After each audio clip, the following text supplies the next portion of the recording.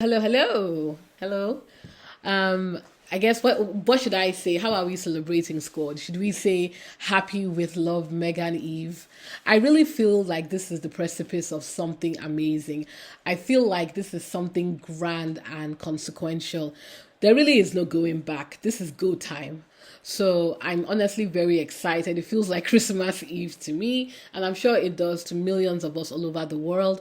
Duchess Meghan is such an icon. She's such an inspiration to a lot of women and men who have had to face relentless, depressing, and seemingly unending negativity. I feel like the best way to describe it is having people beating at you no matter what you do or trying to beat at you. I don't think we have in our generation seen anybody go through the amount of vitriol this woman has been through. Maybe not since Diana, to be honest, or even Britney Spears. We haven't seen anyone go through the amount of hate, anger, and just endless daily attacks this woman has gone through. But Queen, unlike Princess Diana and our dear Britney, Meghan has been able to turn all that negativity into engagement mastery, frankly. She is what I call an engagement juggernaut because, I mean, you don't even have to say which Megan you're referring to. We all know who you're referring to. How many people's names brings that type of engagement? I think the only person in our generation that probably gets that type of engagement is Beyonce. So to have this woman who, yes, she was quite popular within niche circles. For those of us who were watching Suits before Harry darkened Meghan's door, that was a joke. But this level of acclaim, I'm sure even she didn't see this coming. But yes, this video, while it's going to be as positive as possible, because this is, and I keep on saying it, a Megan Stan account, I am not going to hold my punches because I really don't. So yes, let's quickly get to it then. So let me start with the first topic. Meghan Markle, Millennial Princess, or media punching bag? Look, let's give this woman her tens. She's dodged racist sludge, royal traps, and tabloid knives to build something consequential, something bigger, something enduring. Without sucking off the teeth of the British taxpayers, Meghan has been able to build herself what is about to become a massive legacy.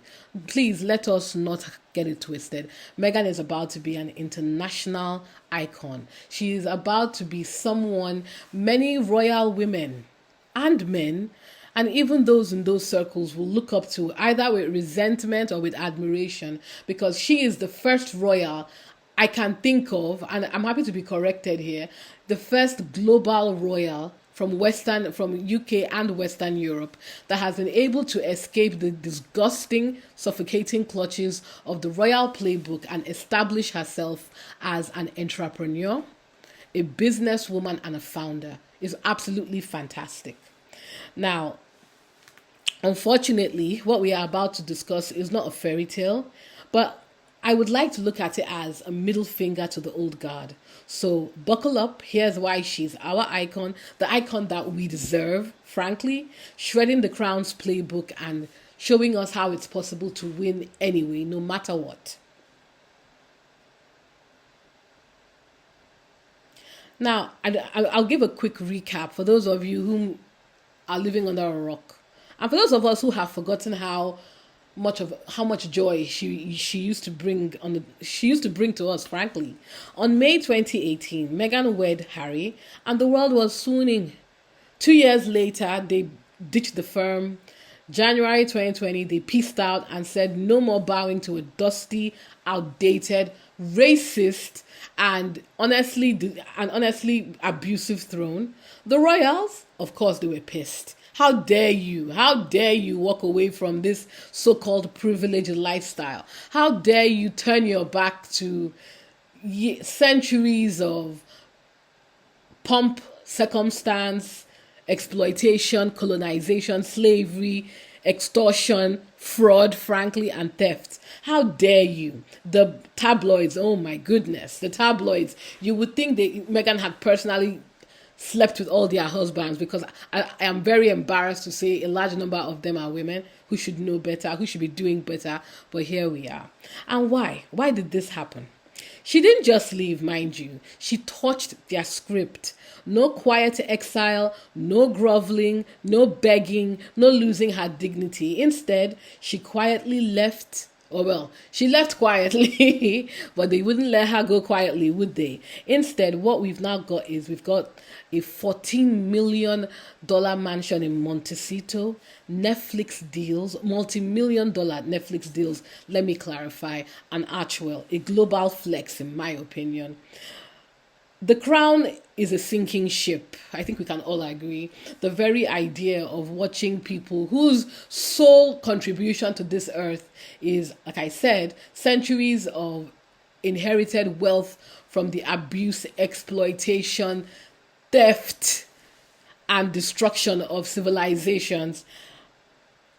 All they have to show for themselves is just generational wealth. The crown is a sinking ship. The world is waking up. The modern man and woman is wondering, why am I paying almost £10 to commute from where I live in zone 5 or zone 6 to London zone 2, while these people who do nothing all day just sit around and carry empty folders and get praised for doing the bare minimum. Oh yes, I think you know who I'm referring to. Don't worry, her script is coming very soon.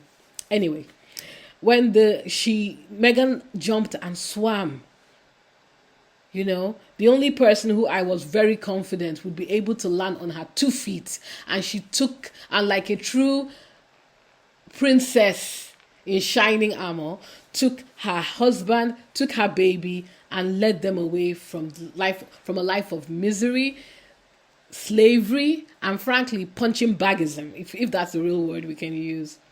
Now, according to the royal rota, who we've not stopped hearing from for the past decade, for the past almost a decade, these people should be ashamed of themselves, by the way. It was not just a betrayal. Frankly, it was balls. That was what I expected from a woman with Nigerian ancestry. When the situation is no longer to our liking, I don't know any Nigerian woman that will stay there and tolerate nonsense. And you know what, Meghan, I raise a glass to you because that was fantastic. They didn't see it coming. And honestly, that is when I began to become a real fan/stan of the Duchess. Oprah 2021. Meghan drops the mic. Royal racism. A prince, or in this case, a princess, asking how dark Archie's skin would be. Not out of genuine curiosity. Oh, no. Out of concern.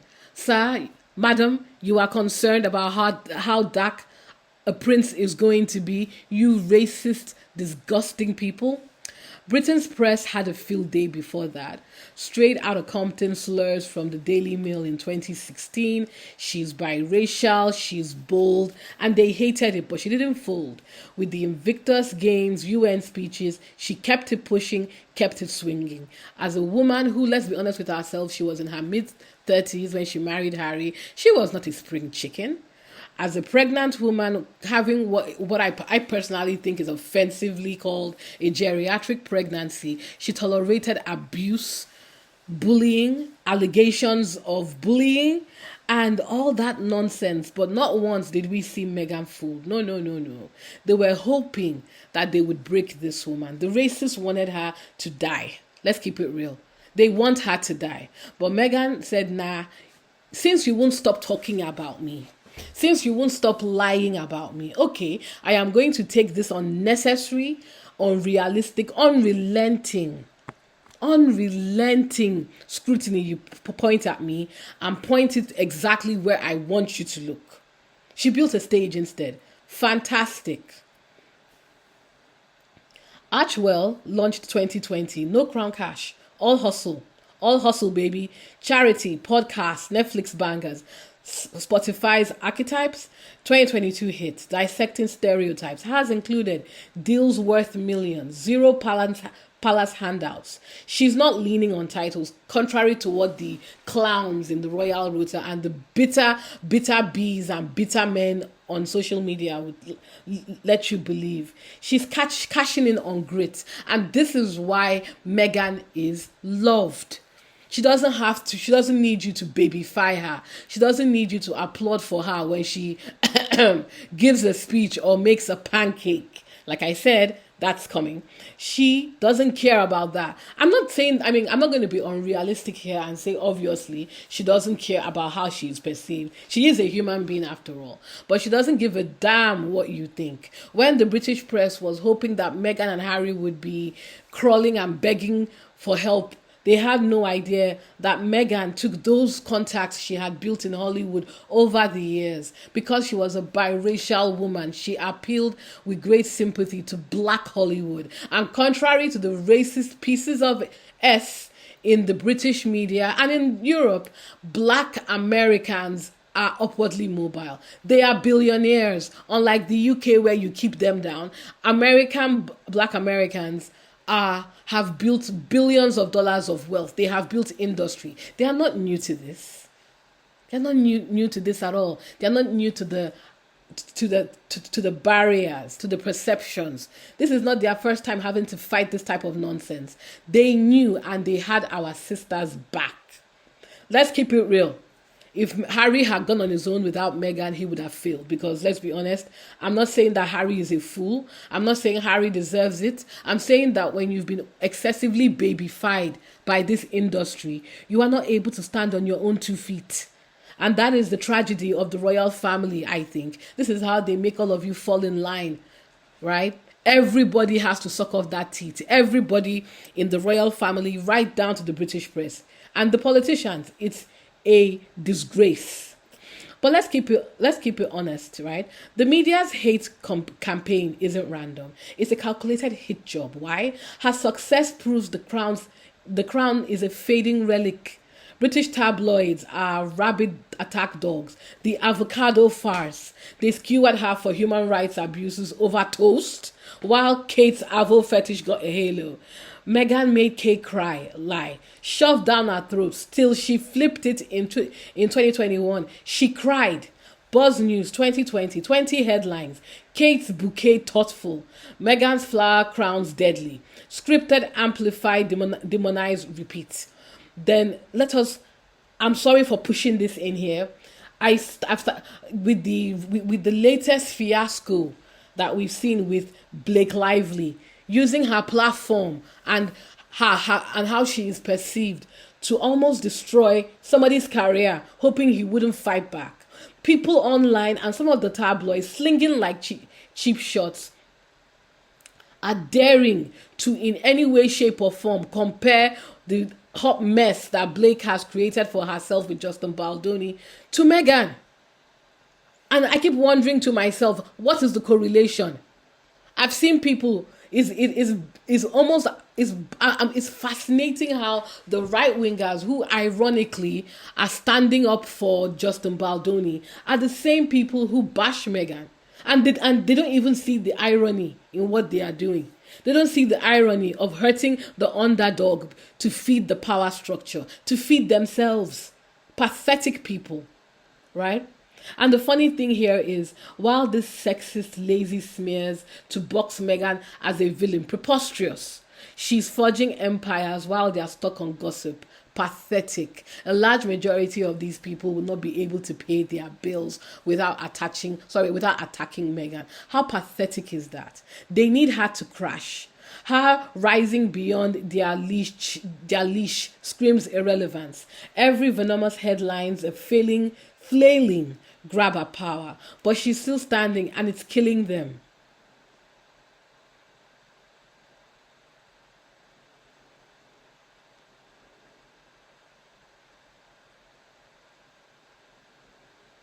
Now, let's talk about it again.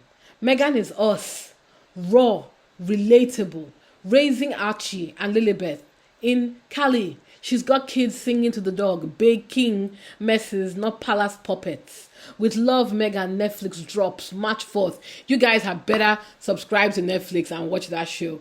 Retweet, share the reactions. Let us get engagement going. She should be trending all over Twitter, TikTok, Facebook. She should be everywhere. Let the haters cry. Her show, which is based on cooking, hosting, pure, with her friends. No royal frost, just fire. She's the first to ditch the firm and build legit suits cred. Archwell's reach, connection that cuts deep. It's the Tig on steroids. Past royals faded post exit. She is crafting an empire. That's the millennial hustle, gutting the royal rust.